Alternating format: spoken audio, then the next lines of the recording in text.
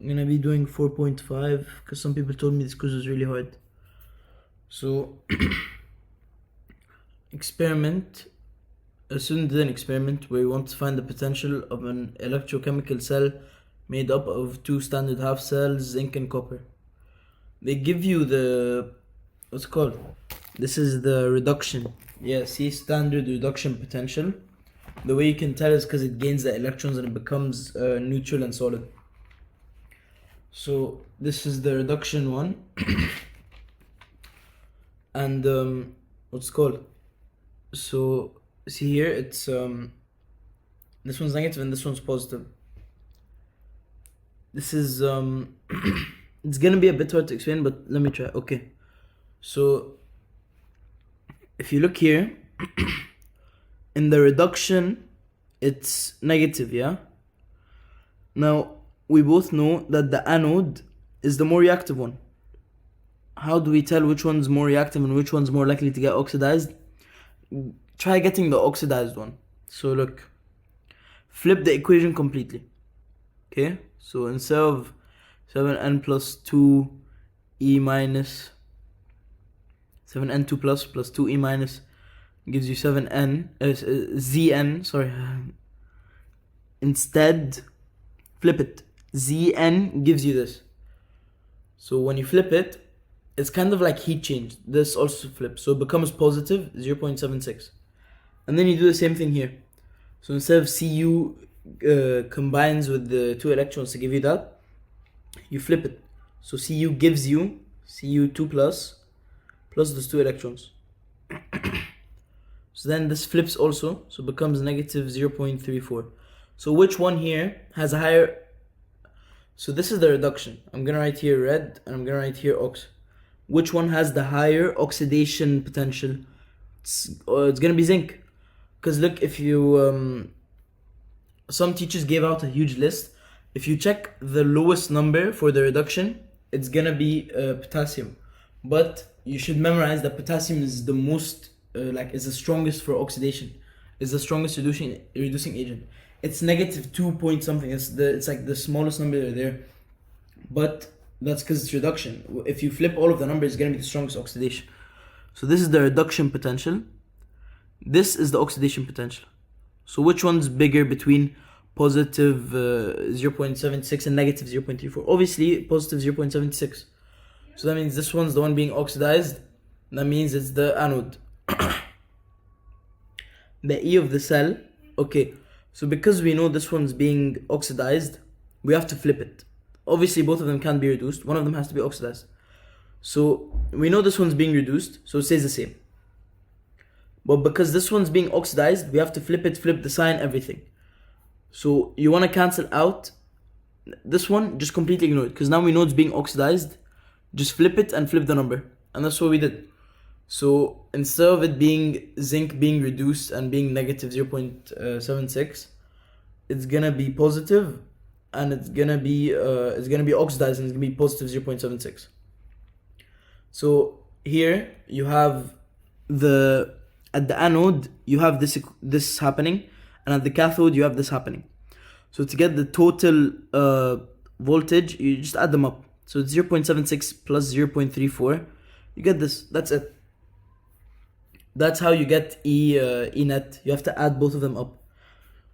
So what we did again was we found out which one is has the higher oxidation potential, which was zinc. And after you get that, you flip the sign, so it becomes positive. So then you have one being oxidized and one being reduced. The oxidized one is at the anode, anox again. That's how then, and then you just add them up to get the total. That's it. Oh, my bad. So, okay. Here, nickel is the one being oxidized, and here, silver is the one being reduced. It's good they give it to you this time. It makes everything way easier. Just add them up. That's it. Just add them up. And whenever you want E net, just add them up. Here, see, it's a trick question. Here, like, maybe you have to flip something, maybe, it's already giving you what's being reduced, what's being... Also, remember that nickel is more... out of everything, silver is the least reactive. I'll obviously can't fully remember the list, but I remember Ag was at the bottom, then above it was Cu, then I think H plus, then zinc, aluminum, Fe, no, not sorry, not aluminum, it was Fe, then aluminum, nickel was somewhere in the middle, it was definitely above them. So you either remember nickel is more reactive, or you remember just silver is the least reactive. Whatever silver is with silver is the one that's going to be reduced. So you don't have to change anything. Cathode is the silver rod because it's the weakest, and the anode is the nickel rod because it's the one being oxidized. It has it's more reactive, and it has a higher oxidation. What's called oxidation number? Because if you flip this, it's going to be negative 0.8. What's bigger, negative 0.23 or negative 0.8? Obviously this one. So here, write the overall reaction that takes place. Oh no, wait, I confused you guys with the list. Well, the other way could be easier is make them both being oxidized and just see which one's bigger. So just flip this equation, flip this number, then you'll find out which one's being oxidized, the bigger number. And then after that, you just add them up like how it should be. So let's say if this was more reactive, you'd flip this, and then you'd flip this one. So then you add them up, it's gonna be negative. You get it? It's like that. Write the overall reaction. So these are the half reactions. So what? Let me go up. So they're asking you for the overall, but you have both of the half reactions. It couldn't be easier. Look, you just multiply this part by 2. So instead of being A, it's 2Ag plus and 2Ag. 2 electrons. Cancel the 2 electrons. And then you just add up whichever's on the same side. So it's Ni solid plus Ag plus 2, plus 2Ag plus gives you Ni2 plus Ag solid.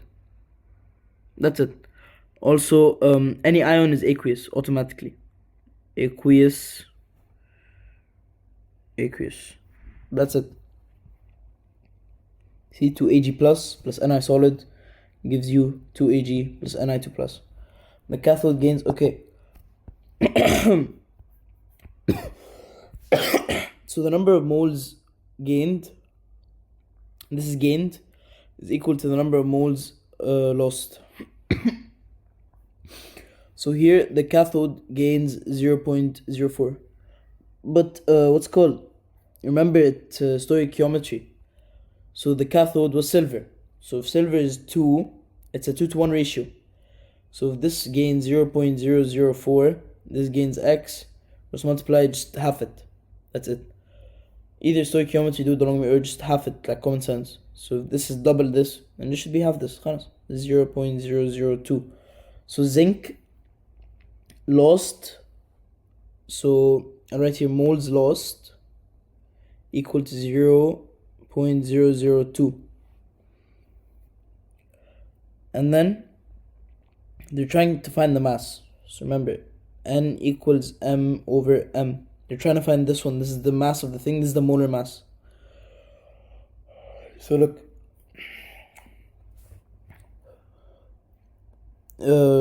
M, what's called? You could just, like we used to do all the way, like back in grade 5, grade 6, you could just do this. N, M, this times this. Or you can cross multiply anything. So M is equal to number of moles times molar mass. Equal to 0.002 times, and then the molar mass of nickel is given 58.7. I just need to double check. So 0.002 times 58.7.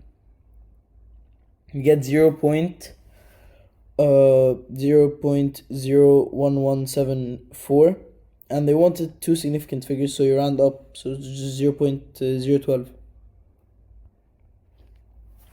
This quiz is a lot of solving. That's the only problem. Okay. So complete the following reactions that may take place if it's non-spontaneous, that means if it doesn't occur naturally. Again, look, these are all oxidation, and the bigger the number, the more likely it is to be oxidized. So this has the highest tendency to lose electrons, second, third, and the lowest. So see, this one has a higher tendency to lose electrons than this one. Yeah? So it wouldn't make sense to have it like this. Because look, Fe should be the solid to lose, and Ag should be the... They can't both be oxidizing, yeah? So you just find out whichever one has the higher oxidizing rate and you do it. So the oxidizing rate of this one is 0.44 and the oxidizing rate of this one is negative 0.8. Obviously it's not going to work if the Ag is the one being oxidized but it has a lower number. It doesn't make sense. So that's why it's non-spontaneous. You have to force it to happen. And this one, look, nickel's above copper. Nickel is the one that wants to lose and copper is the one that wants to gain. And that makes sense because this one has a higher oxidation potential and this one has a lower, which means it has a higher reduction potential. This one, yeah, also if you want to, you can flip them. So this one has the highest reduction potential and this one has the lowest reduction potential. So there's no way this one's getting reduced over this one again. So because nickel is has a higher oxidation potential, it's the one being oxidized. So you just flip them. The nickel loses the 2 electrons, becomes positive, and those 2 electrons goes to copper for it to become neutral. That's it. Okay, 4.5, I'm continuing it because the recording stopped after I finished question 3 and I'm way too tired to redo the first 3 questions. So look here. Again, they already give you both of the reduction give you both of the reduction potentials. To find sorry, no, this is they give you both the oxidation potentials on the reduction, sorry. So the way you find out which one's being reduced and which one's being oxidized is just whichever one has the highest oxidation potential, which is cadmium. It has 0.4 and this one has negative 0.8. So now, because we know this one's being reduced and these are the oxidation numbers, you have to flip it. So then just flip the equation.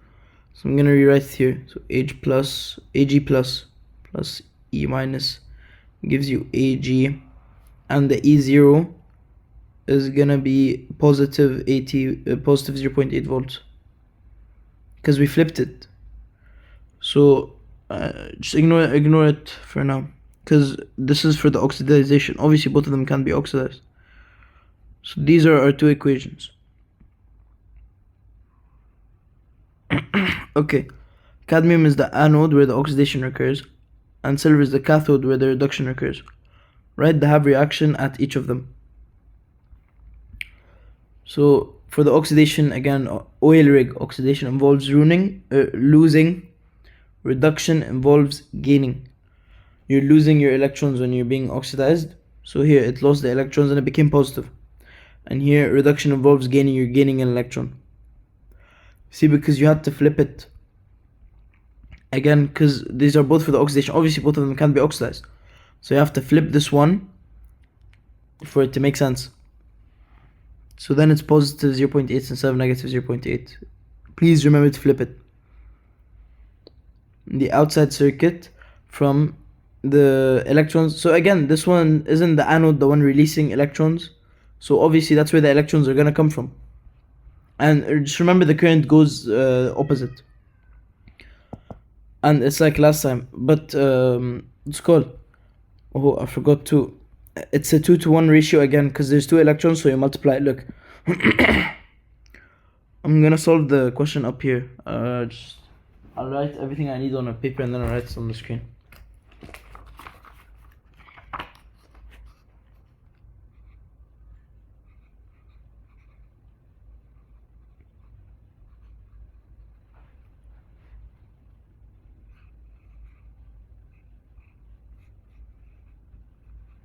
Okay. So to get the overall reaction, multiply this part by 2 so the electrons can cancel out. So you do every time because you need to cancel out the electrons. So 2, 2, 2, 2e minus cancel out, 2e minus cancel out. So then it becomes CD plus 2ag plus gives you CD2 plus ag, 2ag, sorry. So it's a 2 to 1 ratio, 1 to 2. So now just let me erase this. So 1 to 2 ratio, and it's given that the cathode or Ag lost how much? 0.008 moles. So lost 0.008 mole. So if one gives you 2, how much gives you this much?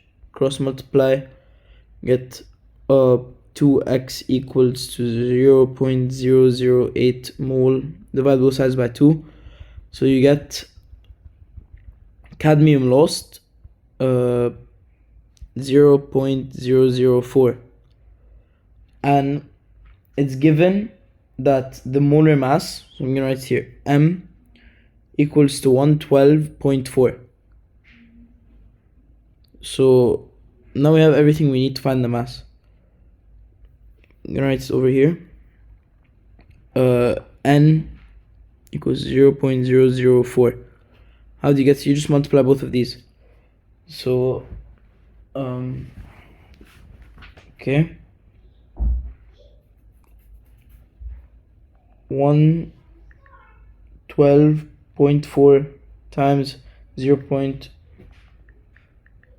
You get 0.4496, and they want it to 2 significant figures, so you round up, becomes 0.45. That was the answer.